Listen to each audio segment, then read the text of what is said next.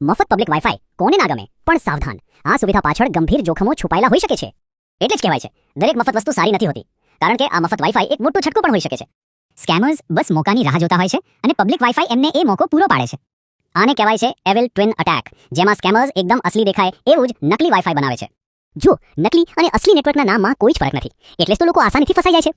તમે ખાલી ઇન્ટરનેટ માટે કનેક્ટ થાવ છો અને એ લોકો સીધા તમારા બેંક ખાતા સુધી પહોંચી જાય છે. પણ વાત ખાલી પબ્લિક વાઈફાઈની નથી, કોઈ અજાણ્યા સાથે પોતાનો હોટસ્પોટ શેર કરવો પણ જોખમી છે. ચાલો જોઈએ કેમ.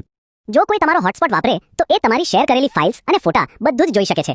અને ફાઇલો તો ઠીક, પણ એથી મોટું જોખમ છે તમારા આઈપી એડ્રેસનું, જે એક ડિજિટલ ફિંગરપ્રિન્ટ જેવું છે. જો કોઈ તમારા હોટસ્પોટથી ગુનો કરે તો પોલીસ સીધી તમારી પાસે આવશે, તેમની પાસે નહીં. પરિણામ ગંભીર હોઈ શકે છે. તો આ બધા જોખમોથી બચવું કઈ રીતે? ચાલો ઓનલાઈન સુરક્ષિત રહેવાના ઉપાયો જાણીએ. બસ આ 3 ગોલ્ડન રૂલ્સ યાદ રાખો. છે એકદમ સિમ્પલ પણ બહુ જ અસરકારક. પહેલું, હંમેશા VPN વાપરો. એ તમારા ડેટાને એન્ક્રિપ્ટ કરીને એકદમ સિક્યોર બનાવી દે છે.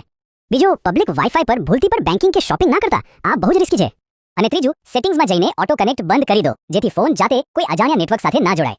ટેક સ્માર્ટ રહેવા માટે અમને ફોલો કરો અને કોઈ પણ શંકાસ્પદ સ્કેમની જાણ સાયબર ક્રાઇમ પોર્ટલ પર જરૂર કરો. તો હવે તમે જ કહો, શું તમારી થોડી સુવિધા કોઈ સ્કેમરના ફાયદા કરતાં વધુ કિંમતી છે?